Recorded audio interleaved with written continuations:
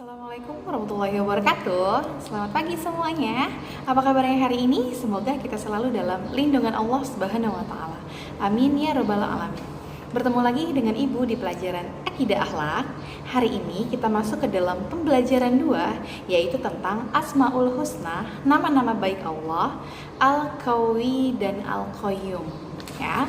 Sebelum kita memulai materi hari ini, alangkah baiknya kita membaca basmalah. Bismillahirrahmanirrahim. Semoga materi hari ini bermanfaat untuk kita semua. Baik anak-anak bisa membuka buku paket halaman 10 ya. Anak-anak simak, Ibu akan menjelaskan tentang yang pertama itu adalah makna al-qawi. Ya, anak-anak pasti tahu berapa jumlah Asmaul Husna? Iya benar, jumlahnya adalah 99.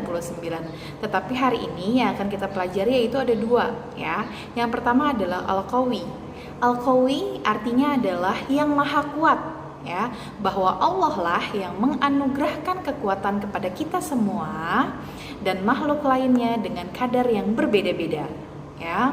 Kekuatan yang dimiliki manusia itu tidaklah kekal. Suatu saat Allah akan mengambil kekuatan yang kita miliki. Contohnya, misalnya, seiring bertambahnya usia, kekuatan yang kita punya itu akan berkurang, ya. Keadaan fisik yang kita punya ini akan berkurang. Kalau sekarang anak-anak masih muda, ya, masih tulangnya itu, badannya itu masih bagus, ya.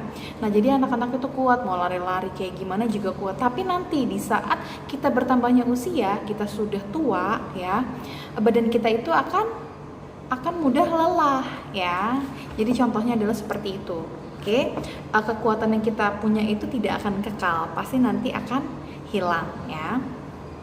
Nah, lalu di sini dengan segala kekuatan yang sudah Allah berikan kepada kita, kita itu harus mensyukuri ya. Kita patut bersyukur kepada Allah atas segala nikmat yang telah Allah berikan ya. Jangan sombong karena kekuatan yang kekal itu hanya milik Allah. Nah, selanjutnya bukti-bukti bahwa Allah Maha Kuat ya, atau Al-Qawi ya.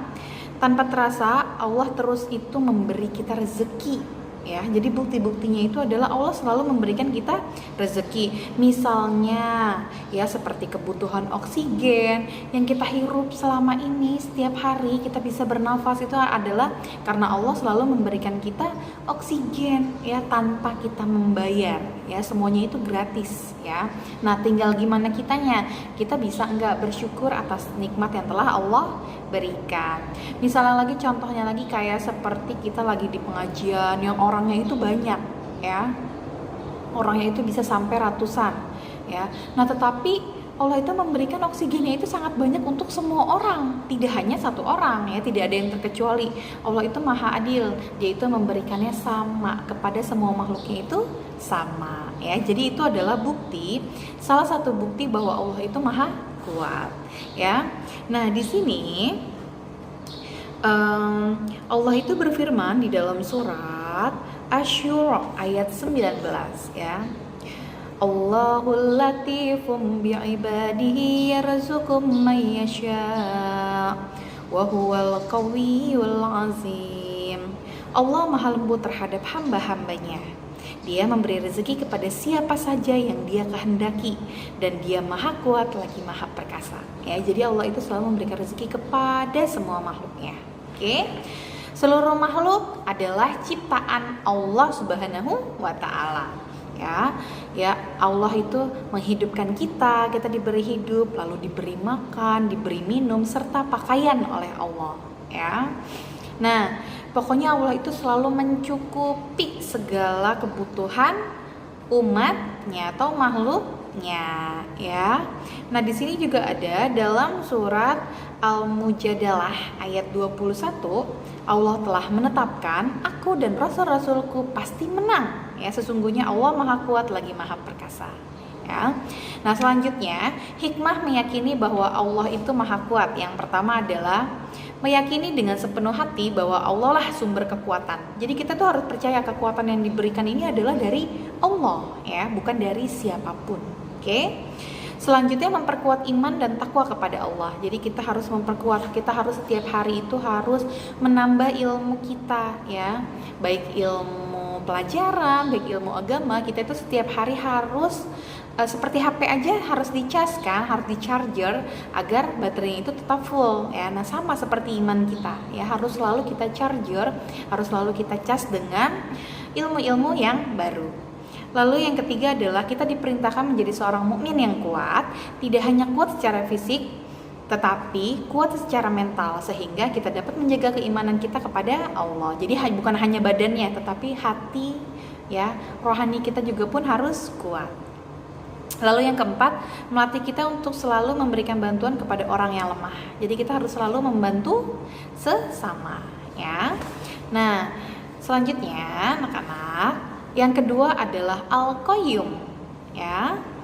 Di sini arti dari Al-Qayyum adalah Allah Maha berdiri sendiri ya. Allah Maha berdiri sendiri sesuai dengan surat Al-Baqarah ayat 255. Ayat kursi ya.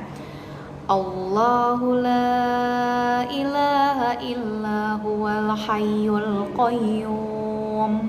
Yang artinya Allah tiada Tuhan selain Dia. Dia yang maha hidup dan yang terus menerus mengurus makhluknya atau berdiri sendiri ya. Allah itu benar-benar berdiri sendiri dan Dia mengatur semua makhluknya tanpa terkecuali. Tidak ada yang terlewatkan oleh Dia ya, oleh Allah Subhanahu wa taala. Jadi arti Al-Qayyum itu adalah Allah Maha berdiri sendiri. Nah, Al-Qayyum itu memiliki dua makna. Yang pertama adalah menunjukkan kekayaan Allah yang sempurna. Allah berdiri sendiri, tak memerlukan bantuan makhluknya ya. Allah itu tidak memerlukan bantuan siapapun, Dia bisa sendiri. Nah, kita sebagai makhluknya yang selalu meminta bantuan kepada Allah ya. Di sini sesuai dengan surat Fatir ayat 15. Wahai manusia, kamulah yang memerlukan Allah, dan Allah Dialah yang maha kaya, tidak memerlukan sesuatu lagi maha terpuji ya. Jadi Allah itu tidak memerlukan bantuan kita, tapi kita yang memerlukan bantuan Allah. Yang kedua, menunjukkan kesempurnaan kekuasaan dan pengaturan Allah terhadap makhluknya ya.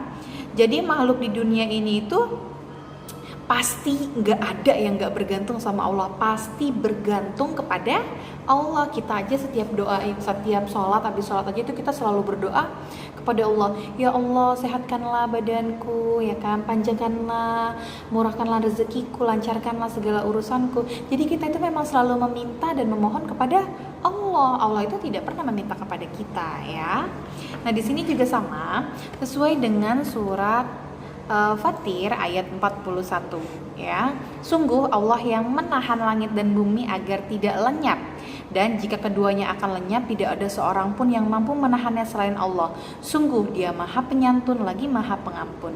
Jadi memang benar-benar bumi ini tuh semuanya milik Allah. Kalau misalnya Allah bilang hari ini kiamat, ya bahkan terjadi kiamat. Tidak ada yang bisa kalian terus gitu demo, ya Allah jangan kiamat. Tidak bisa seperti itu ya. Semuanya itu memang sudah kehendak Allah. Lalu di sini ada hikmah beriman kepada Allah yang Maha berdiri sendiri, Al-Qayyum ya. Yang pertama adalah dikabulkannya doa ya. Nama Al-Qayyum itu diakui sebagai di antara nama-nama yang paling agung. Jika sebuah doa dipanjatkan dengan menyebut nama tersebut, niscaya akan dikabulkan, sama seperti sabdanya Rasulullah Shallallahu Alaihi Wasallam. Di sini, Nabi Muhammad itu selalu berdoa dengan kata Ya Hayyu Ya Qayyum, yang maha hidup dan tidak bergantung pada makhluknya. Jadi memang kita kalau berdoa itu kalau bisa menyebut kata Ya Hayyu Ya Qayyum ya, karena kita kalau yang namanya berdoa itu harus selalu mengagungkan Allah dengan nama-nama baiknya Allah ya. Lalu yang kedua, merupakan bagian doa yang diajarkan oleh Nabi Muhammad ya. Nabi Muhammad itu selalu berdoa Ya Hayyu Ya Qayyum bi rahmatika astaghits ya. Ya Hayyu Ya Qayyum, dengan rahmatmu aku memohon pertolongan kepadamu. Jadi Nabi Muhammad itu selalu berdoa dengan Ya Hayyu Ya Qayyum. Lalu yang ketiga, sarana berzikir dalam waktu pagi dan sore ya. Nabi juga mengajarkan kita membaca zikir di setiap pagi dan petang dengan membaca Ya Hayyu Ya Qayyum ya. Lalu cara meneladani Asmaul Husna Al-Qayyum dalam kehidupan sehari-hari. Ya, yang pertama adalah membersihkan kamar mandi. Lalu yang kedua, mencuci piring sendiri setelah makan. Yang ketiga, membersihkan laci, meja, dan kursi tempat duduk di kelas tanpa bantuan orang lain.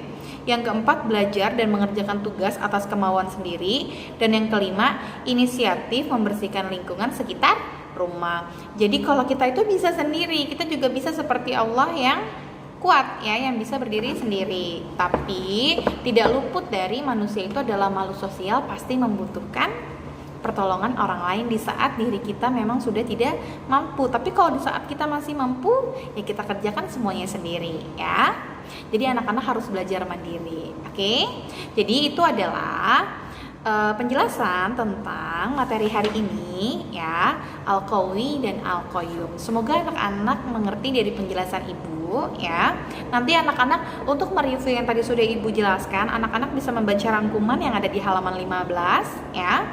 Nanti setelah itu anak-anak bisa mengerjakan pertanyaan yang ada di halaman 11, ayo berlatih, dan yang ada di halaman 15 yaitu ayo berlatih tentang Al-Qayyum ya. Jadi tugasnya adalah halaman 11 dan halaman 15. Oke, sampai di sini materi hari ini, semoga bermanfaat ya. Tetap semangat semuanya belajar di rumah ya. Tetap kerjakan sholat 5 waktu, jangan sampai lupa. Oke? Ibu tutup materi hari ini dengan membaca hamdalah, alhamdulillahirabbil alamin. Wassalamualaikum warahmatullahi wabarakatuh.